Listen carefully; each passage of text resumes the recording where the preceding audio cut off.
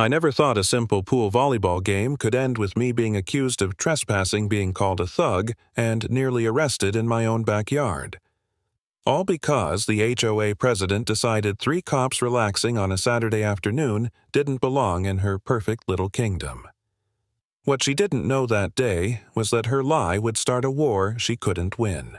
It was one of those perfect Saturdays, the kind that makes you forget how hard the week has been. Sun out breeze, just right sky so blue it almost looked fake.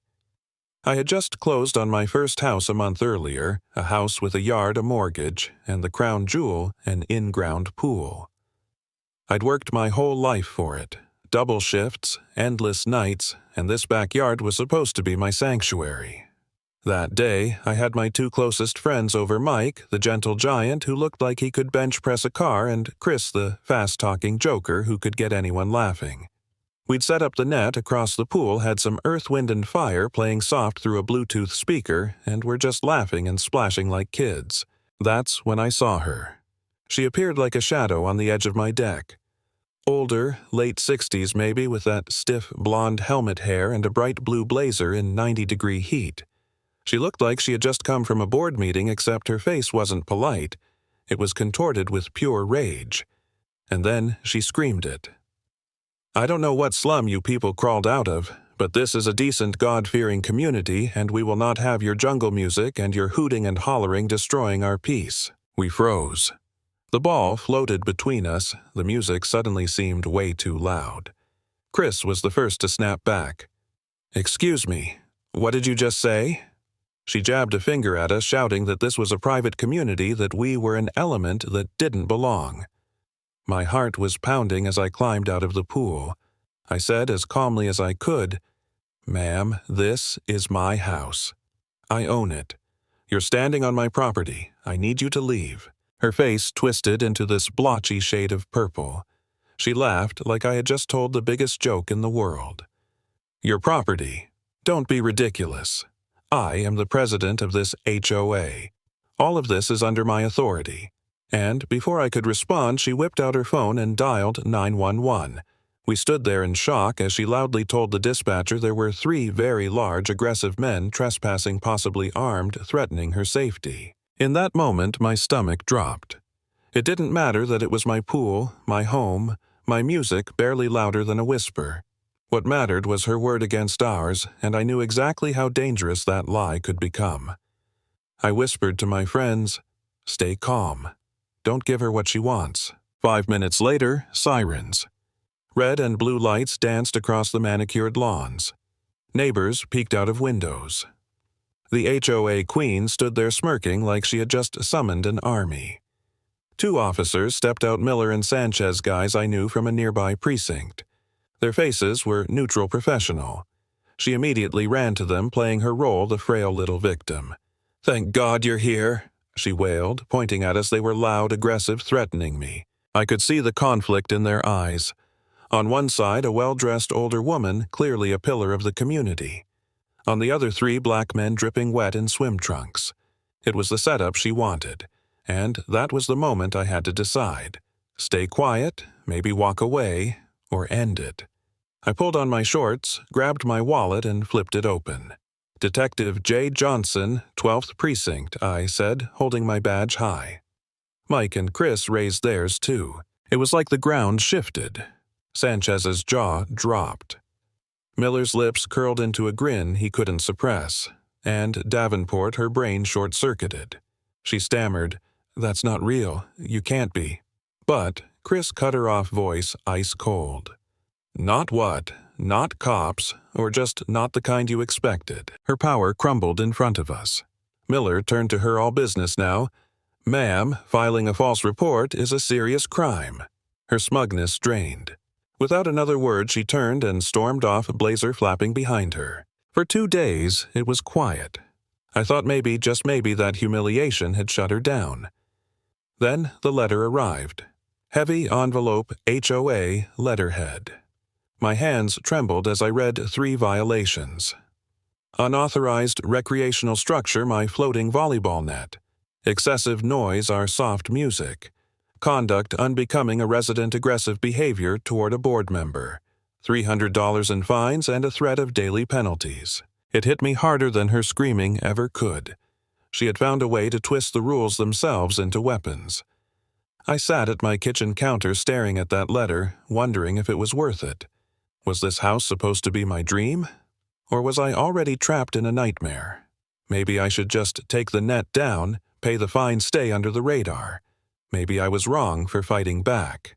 That night, Mike and Chris came over. They listened, and Chris slammed the letter on the table, fuming. A pool toy is a structure. This is insane. Mike shook his head. No, it's not insane, it's calculated. She's building a record, a paper trail. She's trying to make you the problem. They were right, and I realized I couldn't give up. I wasn't just fighting for my pool, I was fighting for my right to live in my own home without being harassed. If she could do this to me, she could do it to anyone. We spent hours poring over the HOA bylaws. Every page, every clause. Found the loopholes, found the appeals process. I canvassed the neighborhood. Susan, the retired teacher, showed me her violation for a displeasing garden gnome. The young couple next door had been fined for leaving their stroller out. Frank, a former board member, told me straight. She runs this place like a dictatorship, but she's obsessed with procedure. Catch her breaking her own rules and you've got her. So I prepared. 2 weeks later, I stood at the HOA board meeting, notes in hand, police report ready. I laid it out calmly. The bylaws didn't apply to a floating net. My neighbors were out of town, so no one else could have complained, and the police report proved her accusations false. For a moment, I saw cracks in her board, people shifting uncomfortably. Then, Davenport slammed her fist on the table. This is not a courtroom. I am the president. I call for a vote. And just like that, every board member raised their hand. Even the one who had hesitated bowed to her glare. Motion carried. Fines upheld. Case closed. Walking out that night, rage boiled in my chest. I had followed the rules, brought evidence, kept calm, and it hadn't mattered. The system was rigged. She was the judge, jury, and executioner. For the first time, I truly felt powerless. But Mike stopped me on the sidewalk. She made a mistake, he said. She didn't just file a false report against citizens, she filed one against cops. And tonight, she dismissed an official police report in front of witnesses. She tried to use our system against us. So, let's use the system against her. That's how we ended up at Internal Affairs filing a complaint against ourselves. It was risky, insane even, but it forced IA to open a full investigation. Lieutenant Davis listened to every detail, the slurs, the 911, call the letter, the bogus fines. He stared at us with those sharp eyes and finally said, "She tried to override a police investigation with HOA rules." That makes it my problem now. Weeks dragged by.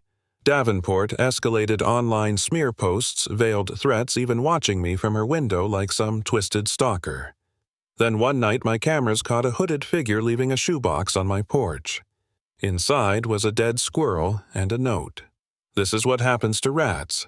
Go back to the ghetto." I sent the footage straight to Davis. A day later, detectives questioned her lanky grandson, the same kid my camera had caught taking cash from her on her deck. He broke down. Admitted she had paid him to deliver it. That was the turning point. Media picked up the story, HOA president faces hate crime charges after calling 911 on police officers. Neighbors rebelled, board members resigned, her husband's law firm tried damage control, and Davenport. She was cornered. In deposition, my lawyer tore her apart. She lied about politely asking us to quiet down only for the 911 transcript to be read back to her word for word. She dismissed police reports only for sworn officers to testify otherwise. She claimed innocence until the video of her paying her grandson was dropped on the table. Her mask cracked. The Queen was exposed. She pled guilty to filing a false police report. She was forced to resign from the HOA post, a public apology admitting her lies, and undergo a year of racial sensitivity training. Her empire crumbled, her reputation destroyed, her house thrown on the market in disgrace. And that's where it ended, the tyrant stripped of power, her own arrogance sealing her downfall. Never forget, bullies thrive on silence, but the moment you stand your ground with truth and persistence, their power collapses.